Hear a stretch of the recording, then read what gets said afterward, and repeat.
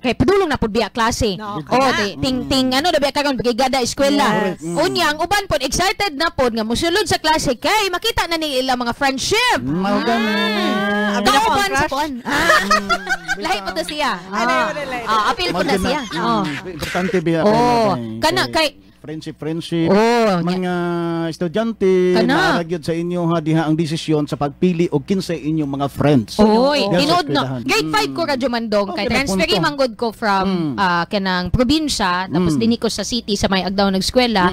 Unya na culture shock ko ba kay ingon ani din mga tao dinhi ano mga sorry wa mo ko nag-ingon nga kon pero lahi manggod ang kinabuhi sa city og sa province. So karon na culture shock ko niya na ako yung mga friends nga close tingal ako di na may musulod og klase. Magsabay-sabay naman ko atog dagat. Oy, ato dahil sa crush. Kuyog si Crush. Kuyog si Crush. Oh, kuyog si Crush. Oh, syempre kay pero ako ni sulod sa klase. Sa una pod sa kuan sa Davao de Oro sa mga panganason, nabunalan gyud ko sa kong mama gabing bunal. Oy kay nagkating classes, unya ni adto ko sa kanaganing bukid gyud, maraming nagkuan trekking. Grade 2 pa lang ko ato. Grade 2 pa lang ko. Tapos sa kami bukid. Pag abot sa kuan na asa ba kagikan abunalan dai no ikaw. Gaya. Tama ko yung mga classmate kani adto. Kana mga mahilig pud og drama ba na gyud mi kanang team gyud namo nga maminaw lang gyud mig drama dai. Magsibat mi sa kana bitong among subject kani adto kanang sa hapon na. Oh, Santa Maria ka sana sa una. Manggawas mi dai maadto mitong tindahan nga dunay radyo at dito maminaw dai. Ay radyo kuyaw no. Paglakwat sa mga niya mamalik ka pud mi pagkahapon. Kuyaw oy. Kadto nang agriculture na kanang industrial kuana kanang subklase. Ingonan. Handuman. Pero wala ka nakasulay og kana gani mo ambak og kanang gate. Kanang sa eskwelahan wa ka kasulay ana kanang mo cutting classes niya mo ambak sa ambak sa kay konklusyon. Teka kambak. Over the bakod nakasulay ka na.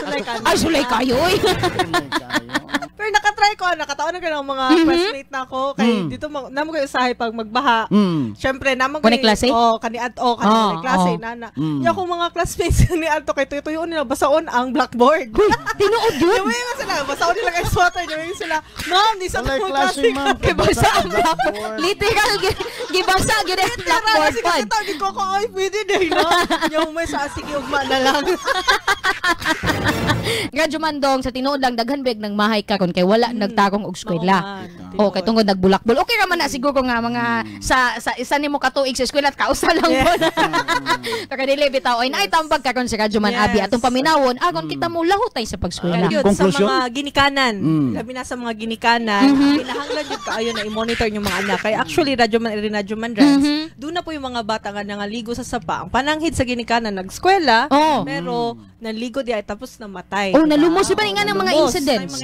Insidente na pinaglain ang panahon, no? Yes. So, mga ginikanan, palihog monitor sa mga higala sa imuhang anak. Kay takabalo no sayra kinsigi pang ubanan anak kung mapansin sagad kuyog kana nya makigstorya gyud ka sa imong mga anak kung kamusta imong adlaw usay imong gibuhat inana nya mapansin nimo na siya gina-mention nga mga friends group of friends o mo na ma-consider nimo nga kana iyang group of friends na ginakauban mo na kinahanglan gyud makigstorya sa mga anak of course sa mga estudyante diha labi na hapit na mabalik ang eskwela no kinahanglan gyud mga kasama nga kanunay gyud mo tarungan niyo pag eskwela. Yes. Kay, di ba, kanang permiti ginaingon sa inyo hang ginikanan and I believe nakadungog na mo ana nga. Ang edukasyon lang yun, ang dili makawat sa inyo ha. Labi na pagdako ninyo, kay ma-appreciate yun ninyo na may lang yun na naminaw ko sa hong ginikanan. Tarong yun ko eskwela. Kana yun.